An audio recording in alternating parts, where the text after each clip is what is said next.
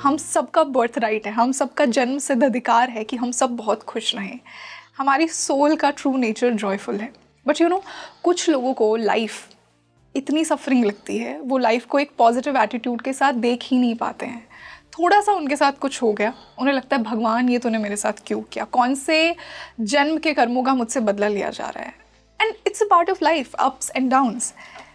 How to make sure कि life में कुछ भी हो, मैं हमेशा उस जॉयफुल स्टेट में रहूं, उस जॉयफुल स्टेट से डिस्कनेक्टेड ना फील करूं। आप महज सिर्फ जो है 206 हड्डियों का ढांचा नहीं है, या 2.5-3 पाउंड वाले ब्रेन वाले नहीं हैं, है ना। आपके अंदर पूरा सृष्टि बसा हुआ है। उसी सृष्टि को जो है जानना है, उसके इन एंड आउट को जानना जरूरी है। अब जिस दिन जान जाएंगे, और इसके लिए निहायत जरूरी है, आपको विद्यार्थी बनना जरूरी है। Always a Sikar, always a learner. हाँ, तो मोटे तौर पर हम लोग बहुत भाग्यवादी होते हैं, कर्मवादी नहीं होते।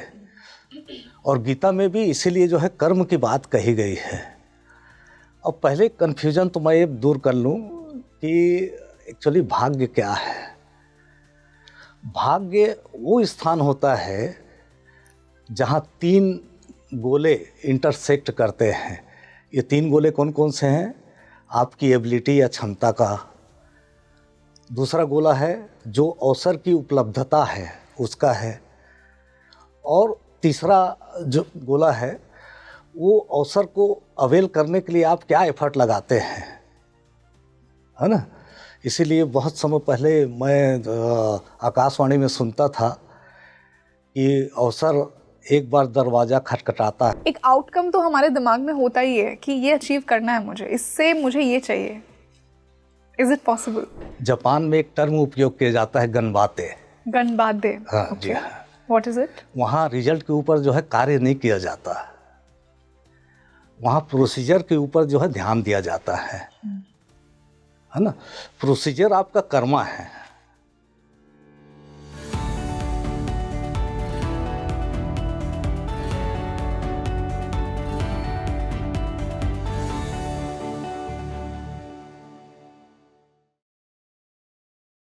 नमस्ते everyone, a very warm welcome on the show and this is your host Rangoli Sharma. देखिए, मैं पर्सनली बहुत ज़्यादा ये बिलीव करती हूँ कि जॉय, वो ब्लिसफुल स्टेट, वो आनंद की स्टेट हम सब डिज़र्व करते हैं। हमारी आत्मा का नेचर है जॉयफुल होना। फिर भी कुछ लोग क्यों लाइफ को सिर्फ सफरिंग समझते हैं? हम सबको वो जन्मसिद्ध अधिकार है खुश रहने का, इस लाइफ को एंजॉय करने का, बहुत पॉजिटिवली लाइफ को देखने का। लेकिन कुछ लोगों को लाइफ एक पनिशमेंट लगती है। क्यों लगती है? क्यों भगवान को ब्लेम करते हैं? क्यों कर्म को ब्लेम करते हैं? क्यों पिछले जन्मों के कर्मों को ब्लेम किया जाता है कि भगवान आप कौन से जन्म की सज़ा मुझसे ले रहे हैं? ऐसा नहीं है। आज हमने इसी इनर हैप्पीनेस, इसी इनर इंजीनियरिंग की बात की है कि किस प्रकार आप अपने अंदर की उस डिविनिटी से कनेक्टेड रहें, किस प्रकार आप अपने अंदर वो जॉय ढूंढें। अगर भगवान ने आपको एक कुंडली लिख कर दी है तो फिर ये एक बोरिंग से स्क्रिप्ट है, उसे पता है आप क्या करने वाले हैं। नहीं, भगवान ने हमें एक फ्री विल भी दी है। उस फ्री विल का बेस्ट यूज़ कैसे किया जाए, कैसे उसे अपने फेवर में किया जाए ताकि पूरा ब्रह्मांड, पूरा यूनिवर्स आपसे खुश हो और आप जो चाहते हैं आपको वो मिले। थोड़ा सा सोल जर्नी की भी बात की है कि किस प्रकार सोल अपने रोल्स चूज़ करती है अपनी डिज़ायर्स को पूरा करने के लिए। सो आई एम श्योर कि अगर ऐसे स्पिरिचुअली एनलाइटनिंग पॉडकास्ट आपको बहुत पसंद है तो ये पॉडकास्ट आपको बहुत ही ज़्यादा पसंद आने वाला है और आप इससे बहुत रिलेट करेंगे। And you know what makes it more special, मेरे साथ एक बहुत स्पेशल गेस्ट आज जुड़े हैं। He is a motivational speaker, he is an author, और वो खुद को एक एक्सीडेंटल इंजीनियर भी बोलते हैं। ये हम उनसे आज इस पॉडकास्ट में जानेंगे कि ऐसा क्यों। Now I would like to welcome doctor Rajju Kumar on speaking tree. Doctor, very warm welcome on the show. बहुत अच्छा लग रहा है आज आप पहली बार हमारे व्यूवर्स से मिल रहे हैं और आपका ऑरा इतना पॉजिटिव है, इतना हैप्पी मैं ऑलरेडी फील कर रही हूँ आज आपके साथ बैठकर, और उतना ही हैप्पी टॉपिक आज हमने चुना है जो कि ऑडियंस को बहुत हेल्प करेगा। So I am very happy that you joined us today. धन्यवाद मैडम। सर, आप एक मोटिवेशनल स्पीकर हैं, आप एक ऑथर हैं, और आज जो मैंने आपके साथ टॉपिक चुना है ना, वो खुद को समझने के लिए बहुत इम्पॉर्टेंट है, क्योंकि आज हम हमारे अंदर की उस इनर इंजीनियरिंग को समझने वाले हैं। हैप्पीनेस को समझने वाले हैं। सर मैं ऐसा मानती हूँ कि हम सबका बर्थ राइट है, हम सबका जन्म सिद्ध अधिकार है कि हम सब बहुत खुश रहें। हमारी सोल का ट्रू नेचर जॉयफुल है। बट यू नो कुछ लोगों को लाइफ इतनी सफरिंग लगती है, वो लाइफ को एक पॉजिटिव एटीट्यूड के साथ देख ही नहीं पाते हैं। थोड़ा सा उनके साथ कुछ हो गया, उन्हें लगता है भगवान ये तूने मेरे साथ क्यों किया, कौन से जन्म के कर्मों का मुझसे बदला लिया जा रहा है। And it's a part of life, ups and downs. How to make sure कि लाइफ में कुछ भी हो मैं हमेशा उस जॉयफुल स्टेट में रहूं, उस जॉयफुल स्टेट से डिस्कनेक्टेड ना फील करूं, खुद को लेकर वो नेगेटिव एटीट्यूड ना क्रिएट करूं। क्योंकि जैसा हम बात कर रहे हैं कि हम सबका राइट है कि हम सब बहुत खुश रहें, बहुत हैप्पी रहें। तो मैं आज आपसे वही जानना चाहूँगी, यहीं से मैं इस पॉडकास्ट की शुरुआत करूँगी। सब आप मोबाइल खरीदने जाते हैं तो डिफ़ॉल्ट सेटिंग होता है जी, है ना, और कुछ एडिशनल सेटिंग करना पड़ता है तो आपको जो है मैनुअल पढ़ना पड़ता है। लेकिन बड़े अफसोस के साथ कहना पड़ता है कि जैसे आपने कहा ना, जॉय या आनंद या हैप्पीनेस ये बाय डिफ़ॉल्ट जो है हमको मिलता है। हाँ, और हम सबको मिलता है ना सर। सबको मिलता है। ऐसा दुनिया में कोई शख्सियत नहीं है जिसको डिफ़ॉल्ट सेटिंग में हैप्पीनेस नहीं मिलता हो। जी, आज से 2500 साल पहले ऐसा बोला भी जाता है कि हर आदमी खुशी के लिए, आनंद के लिए, जॉय के लिए पैदा हुआ है।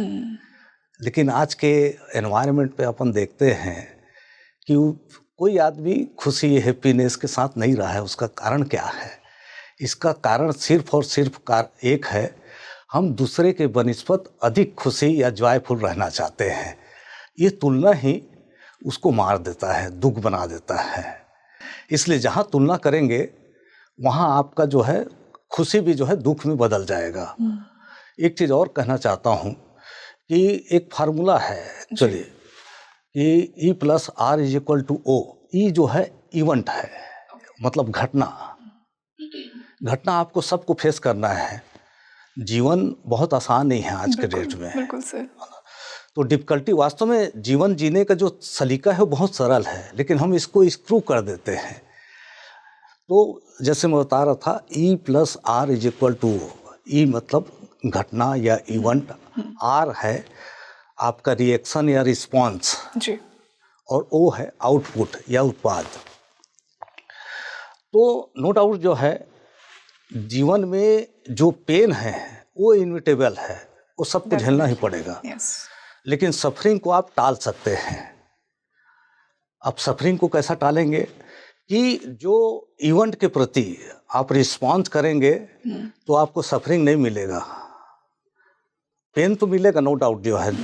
बौद्ध धर्म में भी कहा गया है कि जीवन जो है दो धारी तलवार की तरह होती है, जिसमें एक सिरा को तो एक पेन को जो है आप टाल नहीं सकते, लेकिन दूसरे को जो है आप वाला पोर्शन काट के उसको जो है हथा उपयोग कर सकते हैं, जो किसी को बुराई को नुकसान करने के दृष्टिकोण से आप यूज कर सकते हो। तो आपके ऊपर डिपेंड है कि आप रिएक्टिव करते हैं या रिस्पॉन्स करते हैं जी। तो उसी से आपका आनंद का निर्धारण होगा, और ये डिफ़ॉल्ट सेटिंग है। Sir how to make sure कि उस स्टेट में पहुंचा जाए कि जीवन में कुछ भी हो रहा हो आपके साथ, आप रिएक्ट ना करके रिस्पॉन्ड करें, because that is a very evolve state I would say, कि जब आप जीवन में ये सीख लें कुछ भी हो, कितना ही अच्छा हो, कितना ही बुरा हो, कुछ आपको ओवरवेल्म ना करे, कुछ आपको अंडरवेल्म ना करे, you just stay into that neutral state, जो स्पिरिचुअल टर्म्स में वो बैलेंस की जो स्टेट होती है। एक्चुअली इसको मैं फ्लो स्टेट बोलता हूँ। Flow state, okay. है ना, जब अपन अल्फा से बीटा की ओर जाते हैं, जो आपका वेव है बॉडी का मैकेनिज्म, ब्रेन का जो है, तो हम फ्लो स्टेट को प्राप्त कर सकते हैं। और ये स्टेट जब आता है तो आपका जो हार्ट बीटिंग है, वाइब्रेशन है, सब जो है इक्विलिब्रियम स्थिति में जो है चलता है।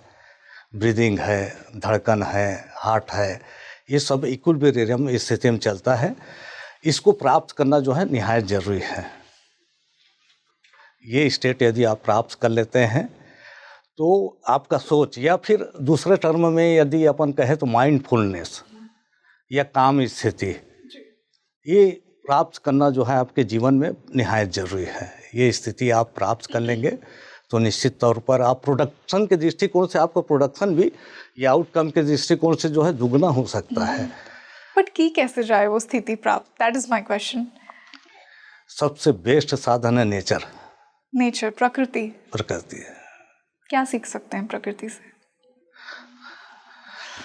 प्रकृति में क्या नहीं सीख सकते, यदि मैं काउंटर क्वेश्चन करूं, आपकी जितने समस्याओं का हल जो है प्रकृति में मिलेगा।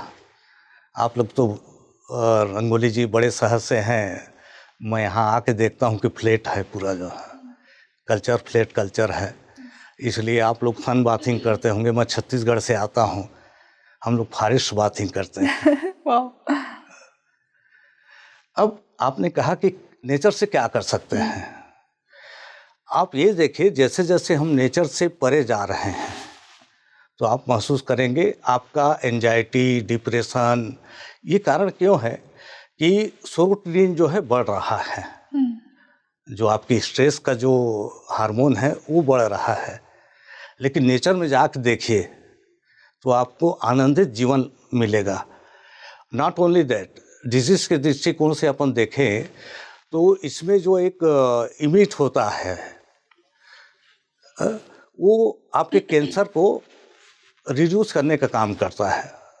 आपका लार्क कंसंट्रेशन जो है वो इम्यून सिस्टम बनाता है, आपके डाइजेशन में काम आएगा। तो स्ट्रेस, एंजाइटी, अच्छा फॉरेस्ट बाथिंग में जाते हैं तो जिसके एनवायरनमेंट, मेन चीज़ है आपका एनवायरनमेंट, वो आपको सुखद अनुभूति कराता है। काम तो है ही है, और काम रहेगा तो माइंडफुलनेस का जो है बात होता ही आ जाता है।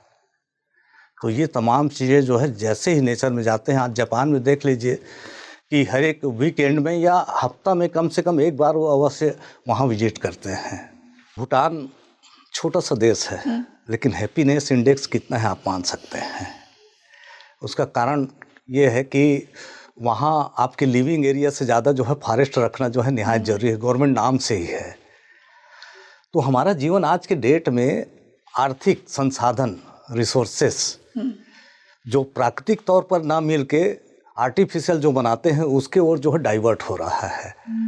उसमें एक प्रोडक्ट आप मान सकते हैं कि आपका luxurious life, flat culture, nature से बहुत दूर, तो हम लोग जंगल को कटाई का काम कर रहे हैं, तो प्रकृति हमसे जो है दूर होते जा रही है ना। सन रे ले लीजिए जो है, इसमें विटामिन डी मिलता है। प्राकृतिक संसाधन सबसे प्रचुर मात्रा में जो हमको विटामिन डी मिलता है वो सन से मिलता है। आज के बच्चों को पता नहीं होगा कि ऐसा ना हो कि आने वाला लंबे समय, दीर्घकालीन इतिहास, बच्चों को कई पौधे जो है नाम नहीं मालूम रहेगा या सिर्फ चित्रों में देखेंगे, है ना। यदि मैं आपको एक प्रैक्टिकल बात कहूँ, यदि आपको ड्राइंग नाम भी आपका रंगोली है तो रंगोली या पेंटिंग के लिए दिया जाए, या आपको बोला जाए कि आप फ्री हैं कि आप कोई सा भी ड्राइंग कर सकते हैं, तो सबसे पहला आप बनाएंगे मेरे ख्याल से जो है 99% लोग बनाएंगे पहाड़, नदी, नाले, एग्जैक्टली, है ना। फ्लैट या अन्य चीज नहीं बनाएंगे, शहरी जीवन नहीं बनाएंगे, एग्जैक्टली, है ना। Default setting, default setting, yes, है ना। तो जो चीज डिफॉल्ट सेटिंग में मिला हुआ है उसका आदमी कद्र नहीं करता, है ना। अब मछली ले लीजिए, मछली पानी में रहती है इसलिए मछली को उसका कद्र नहीं है, लेकिन जैसे ही बाहर निकाल दो तो छड़बड़ाना चालू कर देती है। वैसा हम लोग जीवन जी रहे हैं। जो चीज़ अपने को पर्याप्त मात्रा में मिला हुआ है उसका उपयोग नहीं कर पा रहे हैं, ये अज्ञानता के चलते। और हम लोग के जितने भी सोसाइटी हैं या स्कूल है, इनको जो फ्री में अवेलेबल चीज़ है उसको जो है सिखाना चाहिए कि whatever things are available in nature, है ना, उसका संरक्षण ही नहीं करना है, अपितु जो है उसका फायदा भी उठाना है। अब एक लोडेड जो वायुयान रहता है 2,80,000 पाउंड, ये कैसे उड़ पाया मैडम जो है वजन के हिसाब से? या भौरा ले लीजिए, कैसे उड़ पाता है? यदि साइंटिफिक दृष्टिकोण से देखा जाए तो इसका बॉडी का आकार बहुत बड़ा होता है और पंख छोटे छोटे रहते हैं, लेकिन भौरा सिर्फ और सिर्फ इसलिए उड़ पाता है कि उसको नहीं मालूम कि वो क्या नहीं कर सकता। या क्या कर सकता है। मतलब कुल मिला के डिफ़ॉल्ट सेटिंग में जो मिला हुआ है उसके ऊपर वो बिलीव कर रहा है। और जैसे लोडेड वाई अनकमन बोला, जी। तो पहले जब राइट ब्रदर्स ने जब शुरू किया होगा तो उसको नहीं मालूम कि इतना बड़ा आविष्कार हो जाएगा, एब्सोल्युटली। है ना। लेकिन ये कब संभव हो पाया, जब हमने प्रकृति को समझना चालू किया, एरोडायनेमिक्स के सिद्धांत को समझना चालू किया, उसको दुश्मन नहीं माने बल्कि दोस्त की तरह उपयोग किया, गुरुत्वाकर्षण शक्ति के बारे से जानना चालू किया, तो फिर जो डिफ़ॉल्ट सेटिंग आप जो बोल रहे हैं ना, उसका यूज करना भी, मतलब whatever things has been given by nature or ब्रह्मांड या यूनिवर्स, है ना, उसके संदर्भ में जरा भी आप दोस्ती कर लेंगे तो आप दुनिया के सबसे सुखी व्यक्ति होंगे। तो ये नेचर को जानना जरूरी है और डिफ़ॉल्ट सेटिंग क्या है उसको आपको जानना जरूरी है। आप महज सिर्फ जो है 206 हड्डियों का ढांचा नहीं है या 2.5-3 पाउंड वाले ब्रेन वाले नहीं हैं, है ना। आपके अंदर पूरा सृष्टि बसा हुआ है। उसी सृष्टि को उसी सृष्टि को जो है जानना है, उसके इन एंड आउट को जानना जरूरी है। अब जिस दिन जान जाएंगे, और इसके लिए निहायत जरूरी है आपको विद्यार्थी बनना जरूरी है। Always a Sikar, always a learner. हाँ, एक श्रावक, जैन धर्म में बोला जाता है श्रावक बनना जरूरी है। हम लोग कन्वर्सेशन में जब देखते हैं, कई बार क्या होता है, बात इसलिए सुनते हैं कि हमको जवाब देना है, सुनने के दृष्टिकोण से जो है नहीं सुनते। इसीलिए मैंने अपने ऑफिस के बोर्ड में लिखा है कि हम किसी भी चीज़ को हाफ सुनते हैं, 1/3 अंडरस्टैंड करते हैं और उसमें थिंक करते हैं 0, और जब रिएक्शन देने की बारी आती है तो दुगुना देते हैं, और यही आदमी का पतन का कारण या असफलता का कारण बनता है। बिल्कुल सर, आई थिंक कहीं ना कहीं आपने कहा ना कि हम सबकी वैसे तो डिफ़ॉल्ट सेटिंग होती है, बट एक सोल का कर्मा भी होता है, एक सोल की जर्नी भी होती है, कि कहते हैं ना कि हम जीवन लेने से पहले डिसाइड करते हैं कि ये मेरे माता पिता होंगे, ऐसा मैं एक्सपीरियंस करूँगा, ये मेरी डिज़ायर्स हैं, इन्हें मैं फुलफ़िल करूँगा इन तरीक़ों से। तो थोड़ा सोल प्लान की भी बात करना चाहूँगी मैं आपसे। आपका क्या मानना है इस सोल प्लान के बारे में? कैसे एक सोल डिसाइड करती है कि मुझे एक आध्यात्मिक गुरु बनना है? कैसे एक सोल डिसाइड करती है कि मुझे कुछ ऐसा कार्य करना है जो शायद प्रकृति के लिए अच्छा नहीं होगा? How does that happen? अब जैसे फिर आऊँ डिफ़ॉल्ट सेटिंग की ओर। एक पूर्ण व्यक्ति पैराडाइम होता है, वो 4 कंपोनेंट से बना होता है। पहला आपका ऊपर देख लीजिए ब्रेन, दूसरा बॉडी, थर्ड जो है आपका हार्ट, और चौथा है सोल या आत्मा। ये गवर्निंग चीज है हमारे बॉडी के संचालन में। यदि आप शरीर के अधीन काम करते हैं या आत्मा के अधीन काम करते हैं, शरीर के अधीन यदि आत्मा आ जाए तो आप भूख और चाहतों के द्वारा जो है गवर्न होंगे,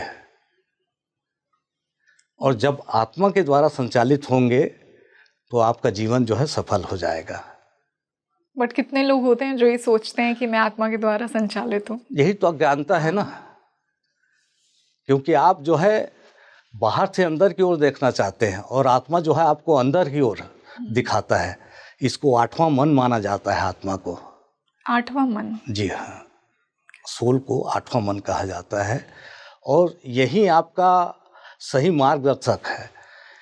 ये समुद्र का जो लाइट हाउस है वो है, और शरीर का बहुत महत्वपूर्ण भाग है, लेकिन जाने अनजाने में इसकी महत्ता और इसके कर्म को हम जानते नहीं। जैसे मैंने कहा कि जो आत्मा है वो 8वां मन कहा जाता है। तो जैसे पूर्ण व्यक्ति पैराडाइम है, उसमें यदि शरीर आत्मा के अधीन काम करता है या आत्मा शरीर के अधीन काम करता है, जब शरीर के अधीन आत्मा काम करता है तो हम भूख और चाहतों द्वारा जो है गवर्न होते हैं। और इस परिस्थिति में जो जीवन का जो मूल है वो है आपका स्टिमुलेशन और रिएक्शन के बीच का जो स्थान है वो जीवन में बहुत महत्वपूर्ण है। मतलब उद्दीपन और प्रतिक्रिया के बीच का स्थान हर एक आदमी के लिए जो है जरूरी है और उसको जो है जानना जरूरी है।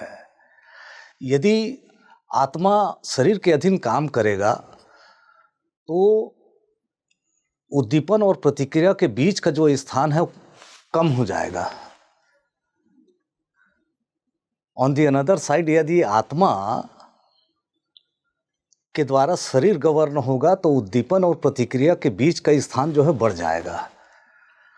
अब मैं एक बहुत सुंदर सा उदाहरण, आप पेरेटो का जो है सिद्धांत सर्कुलेशन ऑफ इलाइट्स देखा होगा कि एक समय के बाद जो ऊंचाई को जो खास करके जो बहुत धनी बच्चे हैं या जिनका परिवार जो है बहुत, उनका जो आत्मा है वो शरीर के अधीन काम करता है, तो जो उद्दीपन और प्रतिक्रिया के बीच के स्थान को वो कंट्रास्ट कर देते हैं।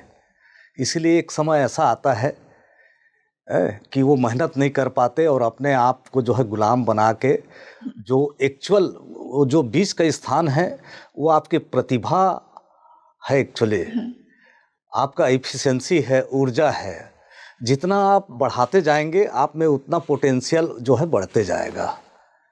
तो हमको प्रयास करना चाहिए कि अपने आत्मा के अधीन जो है शरीर को रखें, और जिस दिन ऐसा प्राप्त कर लेंगे, और एक्चुअल काम आत्मा का यही है कि जो है एक गाइड की तरह, एक मार्गदर्शक की तरह वो हमारे बॉडी का जो है गवर्न करे। लेकिन हम जो है अभी भौतिक दुनिया में रह रहे हैं, उसके कारण से आत्मा का जो सही स्वरूप है उसका उपयोग नहीं कर पा रहे हैं, और यही डाउनफॉल का कारण भी है। सर, जैसा आत्मा की बात की, कुछ लोग, क्योंकि हम सोल प्लानिंग की भी बात कर रहे हैं, कुछ लोग अपने ना डेस्टिनी, अपने भाग्य को बहुत ब्लेम करते हैं। आपको क्या लगता है कि भाग्य का कितना रोल है हमारी आइडियल लाइफ, हमारी हैप्पी जॉयफुल लाइफ क्रिएट करने में? कितना रोल फ्री विल का है, कितना रोल डेस्टिनी का होता है हमारी लाइफ में? कितना कुछ हम सिर्फ जो पूर्व जन्म का है उसको भोगने के लिए आते हैं, और कितना हम नया क्रिएट करने आते हैं? यदि हम अपने पुरातन धर्म और इसके अनुसार बात करें तो 33 करोड़ देवी देवता है, और कितने लाख योनि के बाद जो है हम मानव जन्म को प्राप्त करते हैं।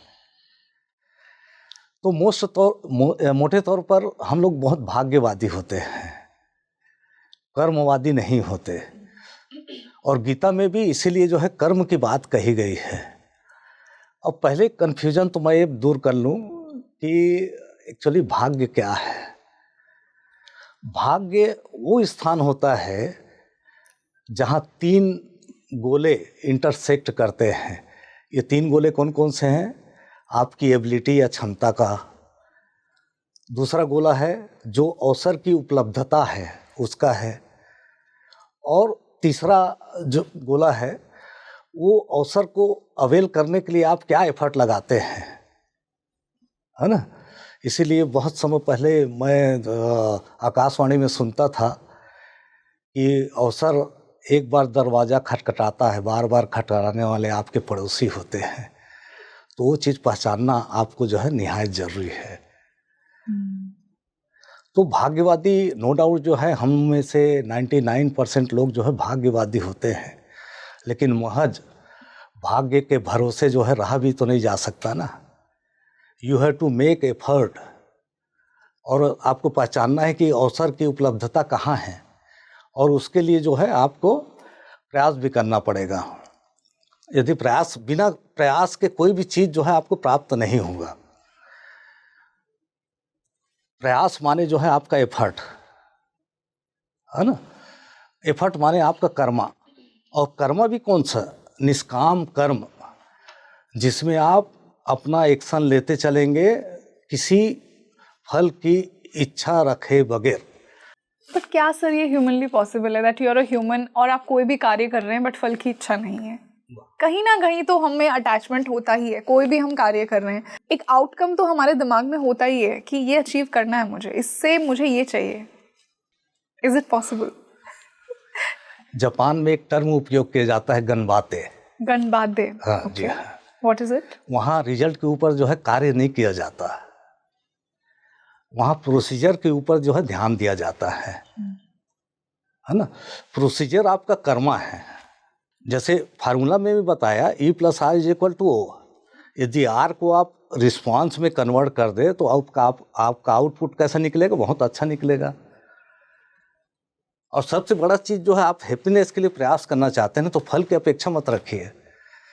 आप अपने प्रोसीजर को कितना उम्दा तरीके से निष्पादन करते हैं वो आपको खुशी भी देगा। खुशी जो है बाई प्रोडक्ट है, लेकिन हम लोग क्या करते हैं, उसको भौतिक संसाधनों से आकलन करते हैं। और अमेरिका में एक डाटा है कि $75,000 पर एनम के बाद आपका यदि इनकम जनरेट होता है, बढ़ता है, तो वो आपकी खुशी को नहीं बढ़ाता, बल्कि कांस्टेंट रखेगा या डाउनफॉल होगा। इसीलिए क्या करते हैं वहाँ के लोग, जितने भी, चाहे बिल क्लिंटन हो या बड़े रिच आदमी हो, तो वो समाज सेवा में भिड़ जाते हैं ताकि उनका खुशी जो है बरकरार रहे। ये कारण है। यदि आप दूसरे को खुद आनंद होना चाहते हो तो दूसरे को आपको खुशी करना पड़ेगा, तब आपको आनंद स्वतः ही प्राप्त होगा। व्यक्ति के लिए जो गाइडेड फैक्टर है वो आपका सोल है ना। तो जैसे ही सोल की बात करेंगे तो आप कर्म की बात करेंगे, है ना। कर्म की बात करेंगे तो आप में जो है निष्काम कर्म आएगा, जो गीता का मूल उद्देश्य भी है। आप बिना फल की इच्छा किए आपको अपना कर्म करना है। बाकी भगवान जो है, और भगवान जो कर्मशील व्यक्ति रहता है ना, उसी को देता है जो पात्र होता है, जो पात्र होता है ना। ऐसा नहीं है किसी भी कुर्सी का सम्मान या किसी भी चीज़ का, पद का सम्मान तभी बढ़ता है जब उसमें योग्य व्यक्ति बैठे। और योग्य व्यक्ति प्रबंधक वाला नहीं होना चाहिए, लीडरशिप वाला होना चाहिए, है ना, जो सोल के द्वारा गवर्न किया जाए। सोल का सबसे महत्वपूर्ण चीज़ मैं देखता हूँ कि वो उबंटू के संदर्भ में बोलता है, I am because we are. वो सेल्फिश नहीं बात करता, जो है एकलवाद का बात नहीं करता। सोल बताता है कि जो है हम साथ साथ जीते। तो वो जीवन में, मैं कुल मिला के आत्मा के संदर्भ में एक पाकीज़गी है कहा जाए। आत्मा ही सत्य है, देह और देही में यही अंतर है। देह माने जो है आपका शरीर, बॉडी, जो हमारे पूर्ण व्यक्ति पैराडाइम है उसका एक पार्ट है, और देही आपका आत्मा है। तो जहाँ देही के संदर्भ में सोचते हैं, जैसे जापान में एक कॉन्सेप्ट है कि वहाँ हम लोग स्नान के माध्यम से अपने शरीर का जो मलिन है वो निकालने का प्रयास करते हैं, लेकिन जापान में क्या किया जाता है, स्नान के माध्यम से आत्मा का शुद्धिकरण किया जाता है। लाइक ये वो खुद को इंटेंशन ये देते हैं कि when I'm taking a bath, I'm cleansing my soul. या Okay. तो जिस दिन हम ये सीख जाएंगे कि हम अपने आत्मा को कैसे, देखिए आत्मा सत्य है, शरीर भ्रम है, इल्यूजन है ना। एक शरीर से दूसरा शरीर जो है आत्मा ट्रांसफर होता है, ये मानते हैं आप, जो है ना। आत्मा आपका ट्रांसफर होगा, बहुत पाकीज़गी लिया हुआ रहता है। मान लो मैं एक खराब शख्सियत हूँ, दूसरे आत्मा उसमें है, क्योंकि हमने शरीर में के माध्यम से उसको बांध के रखा है। लेकिन जैसे ही हम मौत को प्राप्त करते हैं, वो आत्मा जो है, तो कायदे से मैं बुरा आदमी हूँ तो उसमें भी बुरा आदमी आना चाहिए ना। इससे स्वतः सिद्धि हो जाता है कि आत्मा अपने आप में जो है शुद्ध है, सत्य है। और सत्य के संदर्भ में एक चीज़ कहना चाहूँगा कि सत्य या सच बढ़े या घटे, सच सच नहीं रहता, झूठ की कोई इंतहा नहीं होती है। तो फिर उसी बात में आता हूँ कि जो है हमको सोल के बारे से क्यों नहीं बताया जाता है। मैं नहीं समझता कि किसी घर में इसके संदर्भ में चर्चा किया जाता होगा। जो हम सर ये हम समझते ही नहीं है कि we are not a spiritual being having a physical experience. हम लोग आउटर दुनिया में रहते हैं। इसीलिए मैं बोलता हूँ कि जो बाहर की दुनिया को जानता है वो जानकार रहता है, लेकिन जो अंदर की दुनिया को जानता है वो ज्ञानी होता है, वो विजडम को प्राप्त किए हुए रहता है। आज हम 6G की दुनिया में रह रहे हैं, दैट इज गूगल। कोई भी चीज़ होता है तो अपन जो है गूगल करके जो है वो इन्फॉर्मेशन जो है, तो इन्फॉर्मेशन तो इतना है आज के दुनिया में कि इसका आने वाले समय में हम मेमोरी चिप्स लगाना पड़ेगा, इतना इन्फॉर्मेशन है। इसीलिए मैंने जो है 5G लाइफ सूत्रा का जो है कॉन्सेप्ट दिया है। 5G लाइफ सूत्रा आपको जो है ट्रांसफॉर्म करेगा, गूगल आपको जो है सिर्फ इन्फॉर्म करेगा। तो बेटर ये है कि 5G को जीवन में अडॉप्ट कीजिए, तो आपका जीवन जो है स्वतः ही ट्रांसफॉर्म, स्वतः ही नहीं अभी तो दूसरे का भी लाइफ जो है ट्रांसफॉर्म करने में आप सहयोग प्रदान कर सकते हैं। सर आपने कहा 5G life Sutra, what exactly it is, मतलब क्या है ये, कैसे हम इसे हमारी लाइफ में अप्लाई कर सकते हैं? 5G, जिम रॉन एक प्रसिद्ध थिंकर रहे हैं अमेरिका में। उन्होंने कहा है कि हम 5 व्यक्तियों के औसत होते हैं। आप अपना जिनके साथ आचार व्यवहार, उठना बैठना करते हैं, हैंग आउट करते हैं, वैसा आप बन जाएंगे। आपके चरित्र के बारे से या आपके आदत के बारे से मेरे को जानना है, तो आपके दोस्तों के आदत से मैं आपका आकलन कर सकता हूँ। कहने का तात्पर्य उनका ये था कि जो भी, यदि आप अच्छा शख्सियत बनना चाहते हैं तो आपके जो इर्द गिर्द जो 5 लोग हैं वो बहुत अच्छा होना चाहिए, तो ऑटोमेटिकली उसका इन्फ्लुएंस। इसलिए आप देखते होंगे ना, आपकी दोस्ती यारी के आधार पर आपका चरित्र का या फिर आदतों का या फिर पर्सनालिटी का जो है आकलन किया जाता है। आप भले ही किस प्रकार के हो उससे कोई मतलब नहीं है, लेकिन आपके इर्द गिर्द 5 व्यक्ति क्या है, कौन कौन है, इसके आधार पर आपके पर्सनालिटी का आकलन किया जाता है। और जहाँ तक मेरा 5G लाइफ सूत्र जिसका आपने प्रश्न किया, पहला जी है गुरु, गुरु माने टीचर।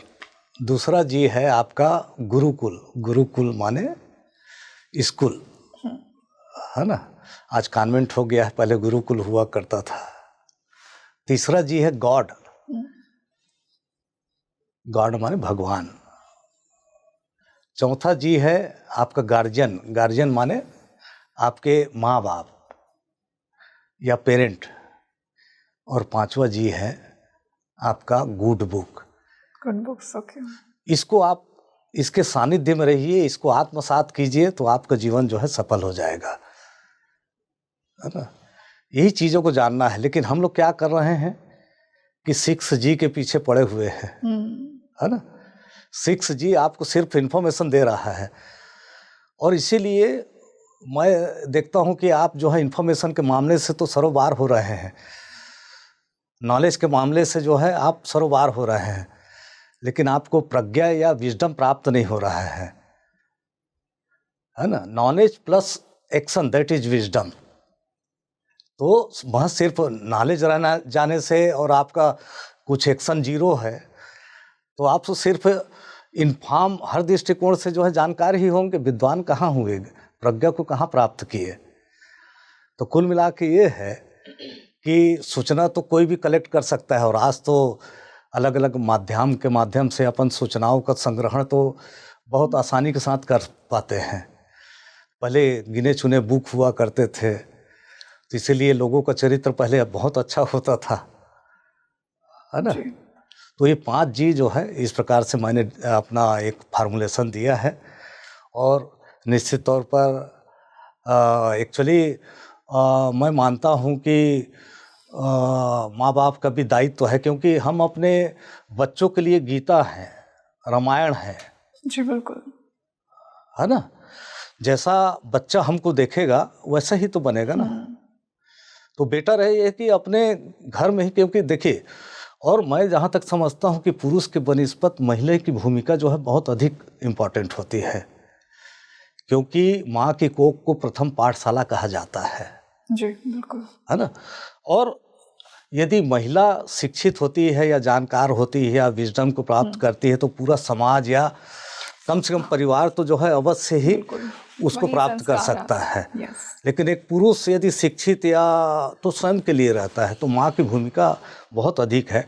और एक चीज़ और मैं बी फुलर का नाम अवश्य इसमें उल्लेख करना चाहूँगा कि उन्होंने एक जगह कहा है कि हर बच्चे जो है बुद्धिमान पैदा होते हैं।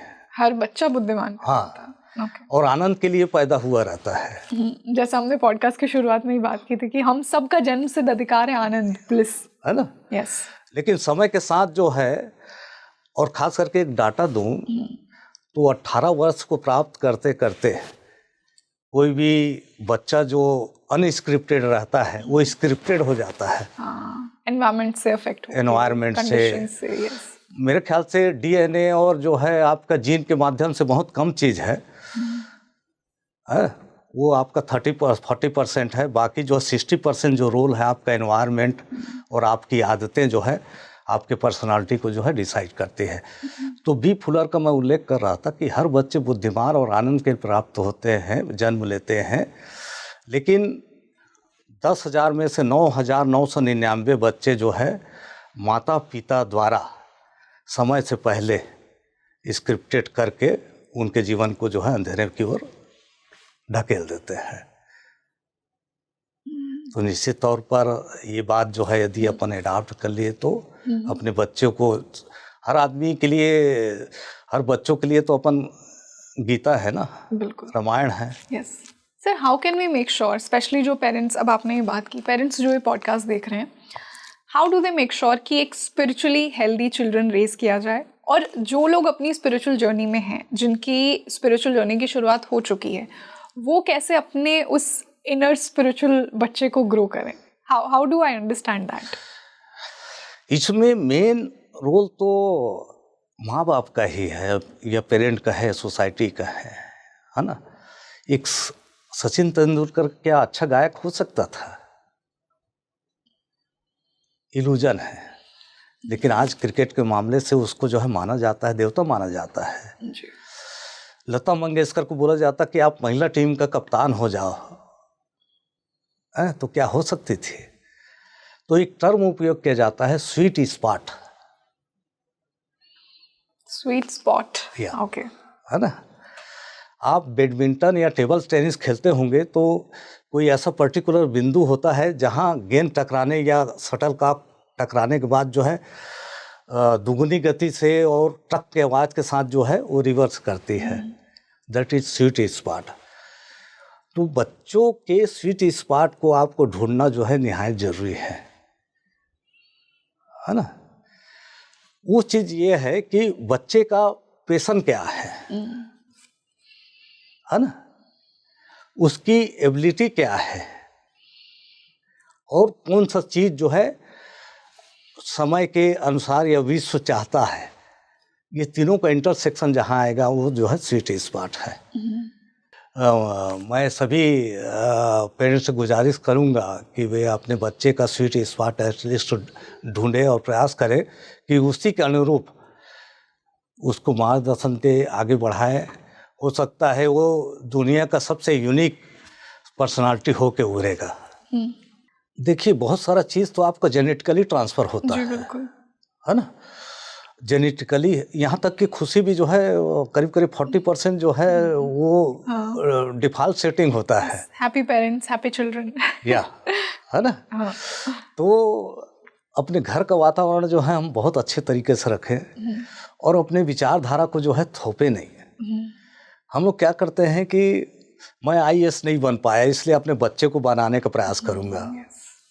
कई बार ये होता है कि बच्चे जो उसमें स्वाभाविक जो टैलेंट है, जो स्वीट स्पॉट का मैंने उल्लेख किया, जिसके लिए वो पैशनेटेड रहता है ना, जिसमें उसकी एबिलिटी है और डिमांड मार्केट का क्या कहता है, ये चीज़ से परे हम अपनी इच्छाओं को थोपते हैं बच्चों के ऊपर।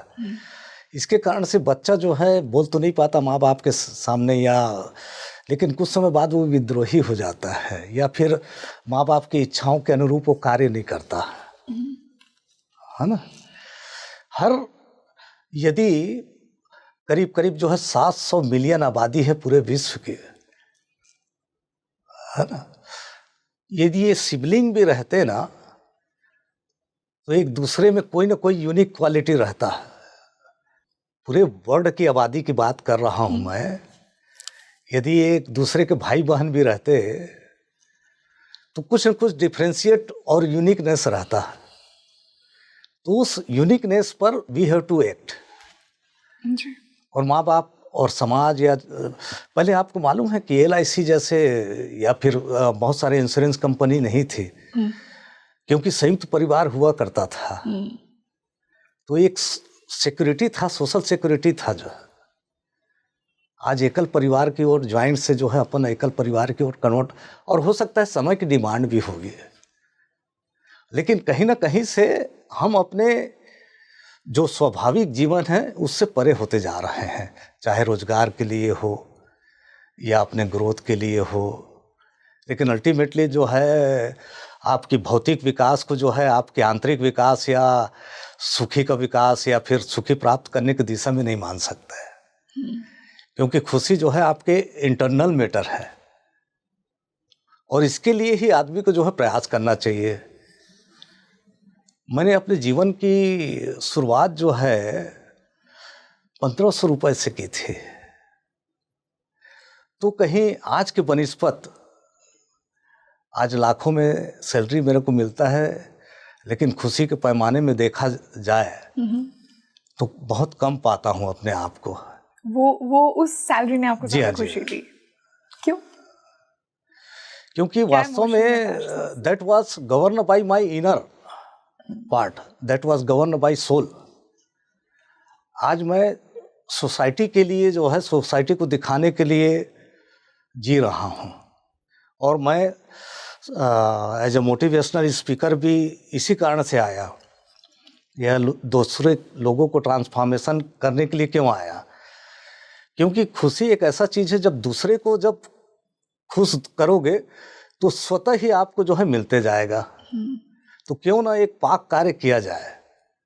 और यदि धार्मिक संस्कारों या इसका बात करें तो परोपकार जो है सबसे बड़ा धर्म है, खास करके हमारे हिंदी कल्चर या हिंदू कल्चर में ये बहुत बड़ा ये चीज़ माना जाता है कि दूसरे के लिए काम किए या फिर गरीबों के लिए काम किए, है ना। तो नर पूजा ही नारायण पूजा माना जाता है, ये भी कॉन्सेप्ट है। तो कॉन्सेप्ट अपने आप में जो है कुछ न कुछ तो कहते हैं, लेकिन हम भूलते जा रहे हैं। और भूलना क्या, जैसे जैसे भूल रहे हैं वैसे वैसे जो है अपने आप को भी भूल रहे हैं। ग्रीक में 3 वाक्य बोला जाता है। पहला है नो योर सेल्फ, स्वयं को जानो, है ना। जो 4 चीज जो मैंने बताया पूर्ण व्यक्ति पैराडाइम, उसको जो है जानना जरूरी है है ना। गिव टू योर सेल्फ, तात्पर्य ये है कि अपने आप को प्रेम दो, दूसरे को प्रेम दो, लव अफेक्शन ये सब दो। कंट्रोल टू योर सेल्फ, स्वयं को नियंत्रित रखो, चाहे इंद्रियों के माध्यम से हो या फिर खान पान के माध्यम से। लेकिन हम आज के डेट में तीनों चीज नहीं कर पा रहे हैं, और वही चीज पतन का कारण बन रहा है। जी सर, आज के इस बेहतरीन और जॉयफुल पॉडकास्ट को मैं इसी एक एंड नोट के साथ ख़त्म करना चाहूँगी। How do we make sure कि हमारी जो स्पिरिचुअल इंटेलिजेंस है वो बरकरार रहे? इतने हाइपर कनेक्टेड वर्ल्ड में हम किस प्रकार उस स्पिरिचुअल पीस को मेंटेन कर सकते हैं, सो दैट वो हमें उस जॉयफुल और उस ब्लिस वाली स्टेट तक लेकर जाए? सभ्यता का विकास हुआ, पहले आदिम समय या पाषाण युग आया, फिर एग्रीकल्चर युग आया, उसके बाद औद्योगिकरण का युग आया, उसके बाद इंफॉर्मेशन का युग आया, है ना। वर्तमान समय जो है नॉलेज युग है। तो पहले बच्चों का इंटेलिजेंस ही देखा जाता था, IQ के ऊपर बहुत ध्यान दिया जाता था, है ना। इनका IQ इतना है तो ये अच्छा माना जाता था। लेकिन वर्तमान परिवेश में क्या देखते हैं कि उसके बाद आया इमोशंस, EQ आया, लेकिन ये EQ से भी काम नहीं चल रहा है, इमोशन क्वोशेंट से भी काम नहीं चल रहा है। इसीलिए आज के जितने भी टॉप सीईओ हैं वो स्पिरिचुअल एसक्यू के ऊपर ध्यान दे रहे हैं। तो क्या ये देख के आपको लगता नहीं कि इसकी महत्ता कितनी है? और कॉर्पोरेट जगत हो या कहीं भी, या जहाँ समाज आता है वहाँ व्यक्तियों को समूह आता है, और जो समाज या देश को सही दिशा दे पाएगा वो सिर्फ एसक्यू दे पाएगा, आईक्यू नहीं दे पाएगा।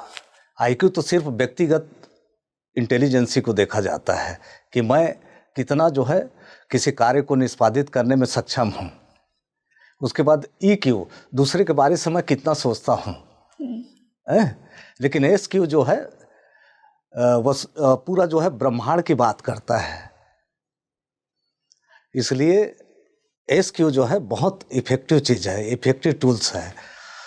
और यही एसक्यू आपके ब्रेन के संदर्भ में बात नहीं करता, सोल के संदर्भ में बात करता है। एक फेज से दूसरे फेज की ओर गए हैं, आईक्यू से ईक्यू, फिर जो है एसक्यू, है ना। तो इसमें हमारे जो क्वोशेंट है वो भी चेंज हुए हैं। पहले जहाँ एक तरफ इंटेलिजेंट को गौर किया जाता था, जिसमें जो है सिंगल की बात होती थी, मैं कितना इंटेलिजेंट हूँ, ये चीज़ देखा जाता था। मैं माने जो है आपका सेल्फ, और सेल्फ माने जो है आपका प्रॉब्लम। वर्तमान समय में हम ऊ का युग में रह रहे हैं, VUCA, V for volatile, U for uncertainty, C for complex, A for ambiguity. तो ये जमाना में रह रहे हैं, हर आदमी परेशान है ना। और उसका दुख का कारण जो है खुद का दुख नहीं होता, वो दूसरा सुख है, इसलिए जो है वो दुखी हो जाता है। So sad. तो इसलिए बेटर ये है कि हम इस ऊका युग में परस्पर एक दूसरे का हाथ थामे हुए दोनों सुखी हो। इसलिए गायत्री मंत्र में कहा जाता है ना कि हम बदलेंगे युग बदलेगा। वो हम की बात करता है, मैं की बात नहीं करता। And I am sure sir कि आज जो आपने हमें प्रैक्टिकल इंसाइट्स दिए उनको डेफिनेटली हमारी ऑडियंस अपनी लाइफ में अप्लाई करेगी, और वो जो true spiritual joyful blissful nature है उसके करीब लाने की हमने आज ऑडियंस को कोशिश की। यही मेरा इंटेंशन था इस पॉडकास्ट को शुरू करने से पहले। So it was a lovely discussion with you. I am really grateful that you joined us today. Thank you so much. Thank you madam. और मेरे पूरे छत्तीसगढ़ वासियों की तरफ से स्पीकिंग ट्री को जो है बहुत बहुत धन्यवाद कि मेरे जैसे नाचीज को यहाँ आज एक सुअवसर दिया। और हो सकता है चाहे एक व्यक्ति भी क्यों ना चेंज हो, वो मेरे लिए बहुत धन्य या पुण्य का काम होगा। धन्यवाद sir, thank you. So you tell me the comment section कि आपको आज का ये पॉडकास्ट कैसा लगा। देखिए, जैसा मैंने इस पॉडकास्ट की शुरुआत में ही कहा था, आपके अंदर के उस जॉय से, उस परमात्मा से मिलवाने की कोशिश करूँगी मैं आज को आपके इस पॉडकास्ट में। आई ट्राइड माई बेस्ट, और हमारे गेस्ट ने भी उसी तरह आपको वो guidance the. So I am sure कि बहुत ही आनंदित आपको फील हो रहा होगा। और मेरा ऐसे पॉडकास्ट से यही इंटेंशन होता है कि मैं आपको लाइफ का वो जॉयफुल साइड दिखाऊं, खुद के अंदर की डिविनिटी दिखाऊं। So you tell me how much did you relate to this podcast and how much did you like it. आपकी पर्सनल क्या क्वेरीज हैं, आप सोल जर्नी के बारे में क्या सोचते हैं, आपने कभी सोचा है कि आपने ये पर्टिकुलर लाइफ क्यों चूज़ की, ये पर्टिकुलर कनेक्शंस क्यों चूज़ किए, क्या डिज़ायर्स रही होंगी आपकी, आप कितना उस लेवल तक पहुँचे हैं अपनी डिविनिटी को रियलाइज़ करने में। Do let me know in the comment section. और आने वाले पॉडकास्ट में हम ऐसे किन टॉपिक्स पर बात करेंगे ये भी मुझे बताइए। मैं आपके लिए ऐसे ही spiritually enlightening conversations speaking tree पर लेकर आती रहूँगी। This is your host Rangoli Sharma. I see you in another podcast. नमस्ते।